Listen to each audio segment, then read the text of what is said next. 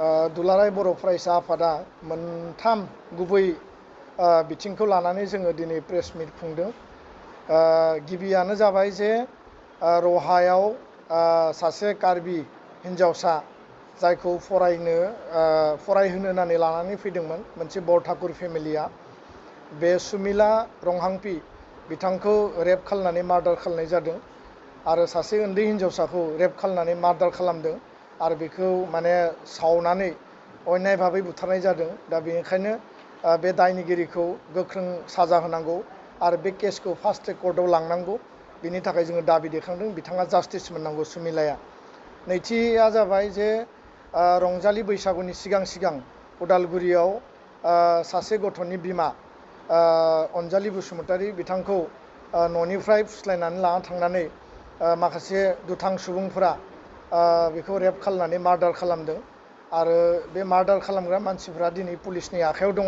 दा जों दाबि खालामदों साफ्रोमबो मार्डारारा जाहाथे स्ट्रं पानिशमेन्ट मोनो आरो बिथांमोनखौ फास्ट ट्रेक कर्टआव लांनानै बे केसखौ गोख्रैनो माने जास्टिस होनायनि थाखाय प्रसासना बा सरकारा खामानि मावथों, बेखौ जों दाबि होदों। थामथि बाथ्राया जाहैबाय राङापारानि नंसे गेरगुवाजुलियाव दाख्लै सासे बुरै बैसोनि सासे आइजोखौ दायनि सन्देह खालामनानै बिथांखौ बुथारनाय जादों आरो बे जोंनि थाखाय जोबोद दुखुनांथावना। दुलाराय बर' फरायसा आफाद आरो बर' हारिया जोङो बयबो बुंदों, एवारनेस सांग्रांथि लाबोनाय हाबाफारि जोङो लाबोदों जे जोंनि समाजाव दायनि गैया आरो दायनि जि फोथायनाय बे दायनि फोथायनाया मोनसे अन्याय हाबा आरो दायनि होननानै बिसास खालामनाया समाजाव बिशृंखल थासारि लाबोदों आरो आसाम सरकाराबो दायनि होननानै जायखौ माने नोङो माने बुंगोन सोरखौबा माने सन्देह खालामगोन बा सोरखौबा बुथारगोन बिनि सायाव माने साजा होनायनि थाखाय आयेन बानायदों। दा बेबायदि समावबो दिनै बिगियाननि जुगाव, मेडिकेल साइन्सनि जुगाव आरो बे कभिडनि समावबो दायनि सन्देह खालामनानै बुथारनाय हाबाफारिखौ जोङो गोख्रों रावजों सोंखारिदों आरो बेयाव माने जायफोर दायनिगिरि जायफोरा बे खामानिखौ मावदों बिथांमोनखौ इनकुवेरि खालामनानै प्रसासना थाबैनो बिथांमोनखौ हमनांगौ आरो बिथांमोनखौ गोख्रोङै साजा होनांगौ। बिनिखायनो जोङो एबसुनिफ्राय आपिल खालामदों आरो गुबुन फारसेथिंजाय इउनिभार्सिटि लेभेल आरो माने नोङो आन्डार ग्रेजुवेट लेभेल कलेज आरो इउनिभार्सिटिनि एग्जाम, हायार सेकेन्डारि आरो हाइ स्कुलनि मेट्रिकनि एग्जाम, बे एग्जामफोरा जानो थांगासिनो दङ। माखासे एग्जामा सोलिबाय थादोंमोन, दायो इउनिभार्सिटिफोरखौ माने बन्द' खालामनाय जादों। फारसेथिं नोङो कभिड प्रट'कल मेनटेन खालामनो थाखाय SOP जारि खालामदों।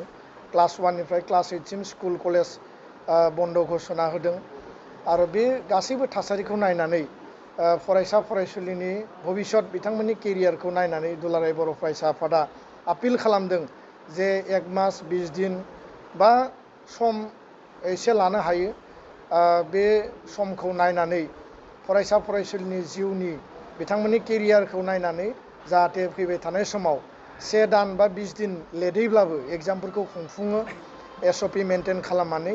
गुबुन फारसेथिङै एग्जाम खुंनो थांनायाव बिथांमोननि जिउ, बिथांमोननि थांना थानाय, बिथांमोना जाहाथे महामारि कर'ना भाइरासजों साग्लोबसारजाया बा इनफेक्टेड जाया बिनि थाखायबो हेल्थ रिलेटेड जिखिनि प्रटेक्सन बिनि थाखाय प्रसासना बा बिनि थाखाय हेल्थ डिपार्टमेन्टआ बे माने हाबाफारिखौ लानांगौ। जोंनि खावलायनाया बेनो जे आनजादा जानांगौ, आनजाद खुंनो थांनायाव जिखिनि माने SOP मेनटेन खालामनांगौ फरायसा फरायसुलिनि जिउखौ रैखा होनायनि बिथिङाव इनफेक्टेड जायाबासिनो बेखौ नोजोर लाखिनांगौ आरो गुबुन फारसेथिङै एसे लेटैब्लाबो आनजादखौ खुंफुंनांगौ जाहाथे बिथांमोननि केरियारा, बिथांमोननि एकाडेमिक सेसना नस्थ' जाया। आरो जोबनायाव जोङो खावलायगोन जे उराबातरि माखासे रिउमार ओंखारदों जे भेक्सिन लायोबा माने सोरबा माने लोमजायो, सोरबा माने बायदिसिना माने खस्थ' मोनो, बेबायदि ओंखारदों। दा गासैबो भेक्सिनावनो एसे नङा एसे भेक्सिन लाखांनायनि उनाव एडजास्ट जानो थाखाय एसे सम नांगौ। नाथाय बेबायदि गैया जे जायनि थाखाय भेक्सिनखौ लायोब्ला गिनो गोनां। भेक्सिन लायोब्ला जोङो गासैबो बिथिंनिफ्राय रैखाथि मोनगोन आरो भेक्सिन लानायनि गेजेरजों नों प्रटेक्सन मोनगोन। दा बेखायनो 18 इयार्सनि एबभ जेसेबां जोंनि सुबुंफोर दङ भेक्सिन लानो थाखाय सरकारा जेखौ खावलायदों जाहाथे बे भेक्सिनेसनाव बयबो बाहागो लायो आरो दायो 45 इयार्सनि एबभनि भेक्सिनेसना सोलिगासिनो दङ।